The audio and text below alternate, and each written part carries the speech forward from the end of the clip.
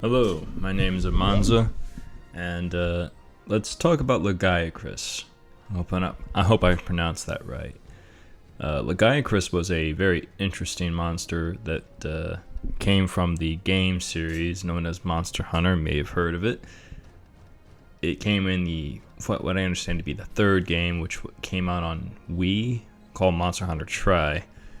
I never got the chance to play this one because by the time Wii became in our possession, it was really hard to get a hold of. Since then, eventually, when I grew up and managed to get money on my own, I ended up playing Monster Hunter World. I saw trailers for this particular creature, and I'm like, shit, I can't wait to fight this fucker. Then that fucker never showed up. Not once. Not in the game, not in like any kind of backline, no DLC, nada. He didn't show up for shit, and mostly for technical problems. That being said, it became very irritating because Lagiacrus is one of the few monsters from the series that I actually really enjoy the design of. I'm kind of a weird oddball when it comes to Monster Hunter because the designs that I enjoy the most in terms of creature design is the ones that are not, for lack of a better phrase, over-designed. I'm not too big a fan of Zen Ogre and creatures, a lot like him that they're, far too anime or out there, for lack of a better phrase. I like the ones that are damn near plausible. Like you can see how an animal could exist like that. Like in the case of Lagiacrus, he most closely resembles a very large crocodile or mosasaur or plesiosaur. It's almost as though he's like borrowing like the best elements of all of those animals. He's got like the plesiosaur long neck. He's got the big ass chompers from fucking like a crocodile, and the flippers and flippers and long tail of like you might see from a mosasaur. So like I say, he's got like the big three elements from like large predatory reptiles. It's pretty fucking cool.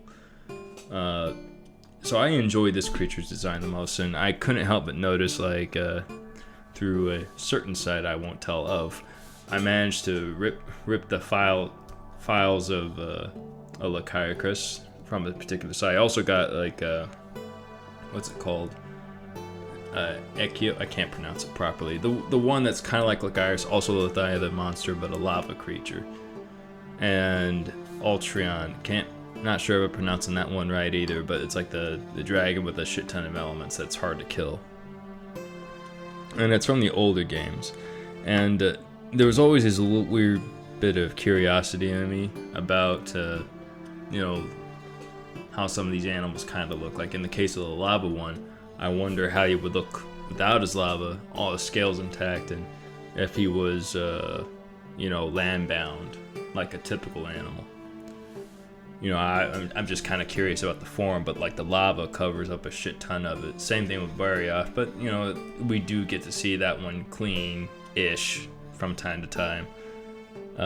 In the case of Lagiacrus, the base model, like you see in the clips of the game, where he has a shit ton of his scales scraped or scrapped, like a chipping, kind of like you would see in common saltwater crocodiles, where their scales are chipped away or scratched at and calcified over.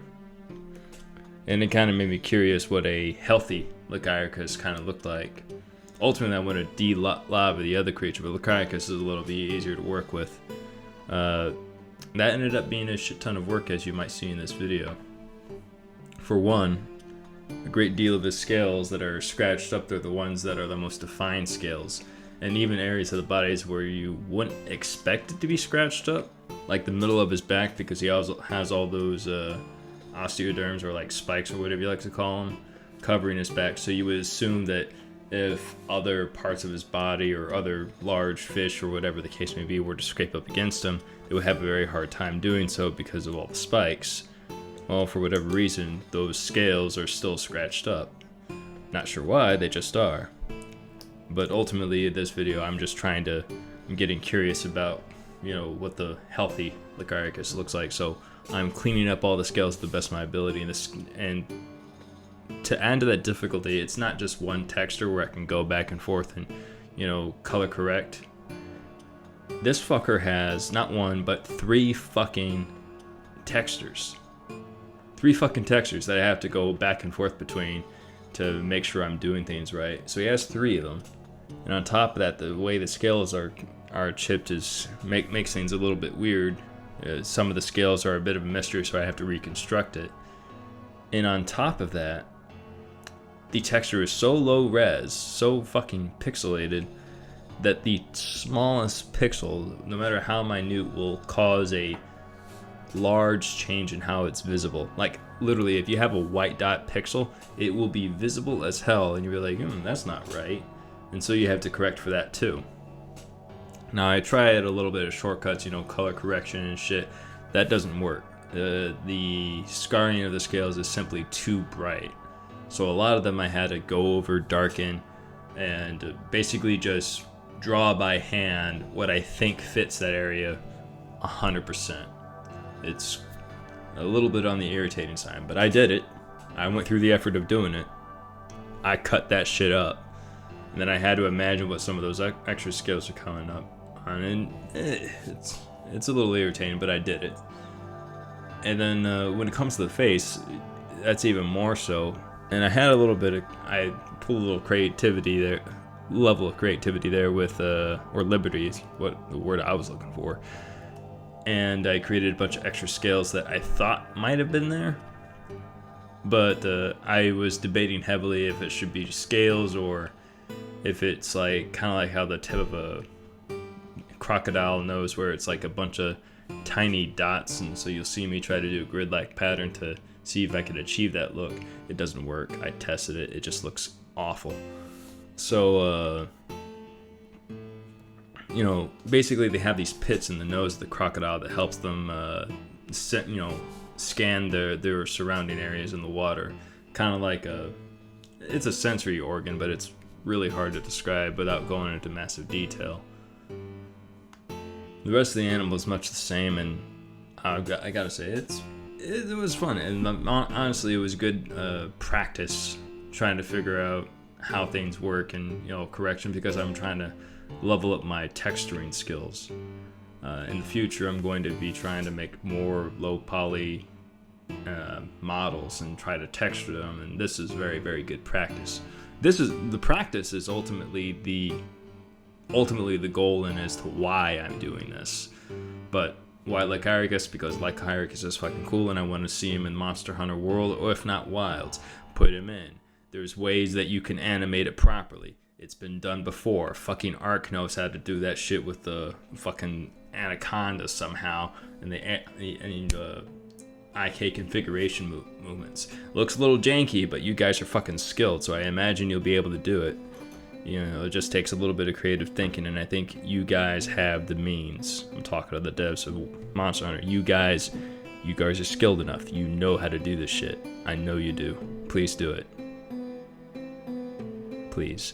Anyway, so for the rest of the video, please enjoy as I cut away and try to heal our little boy and play doctor to all his scales and make him brand new and fresh, so that all the lady Lagiacruses around would come up and try to get, have them fertilize their eggs or whatever. I don't know, some shit like that. Anyways, enjoy Lagiacrus.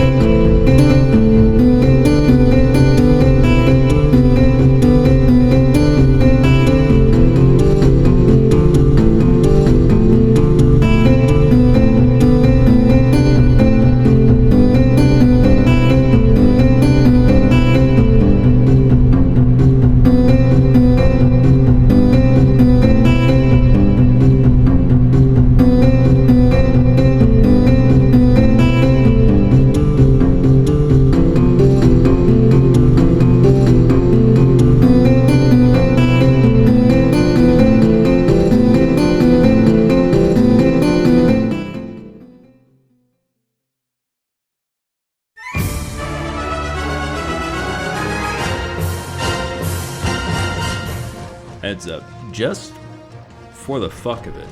Now, like, this boy looks good and fresh now. Lot of work had been done. But just for the fuck of it, I decided to go ball and make a bunch of skins just for my own personal fulfillment, because I was curious what that would look like. I know they have an ivory Lagiacrus, but I know there's a lot more to be done.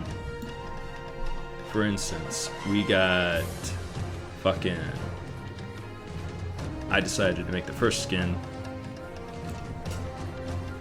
saltwater Lagiacrus, like a crocodile from Africa.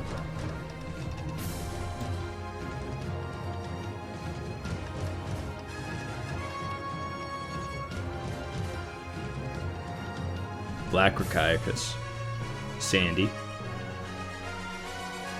Gator from Florida, a forested one, and a red one to boot, because why not? Red is fucking cool, and it's the opposite of Lagiacrus sitting color. Anyway, with that, I hope you enjoyed this little speed modeling texturing video, whatever you like to call it. And thanks to the supporters for sticking around for my artistic endeavors. This has been fun, and I learned a lot from it. And hopefully I'll be taking these texture skills in the future to my other works. My much more original works. Anyway, peace be upon you. Y'all have a good one.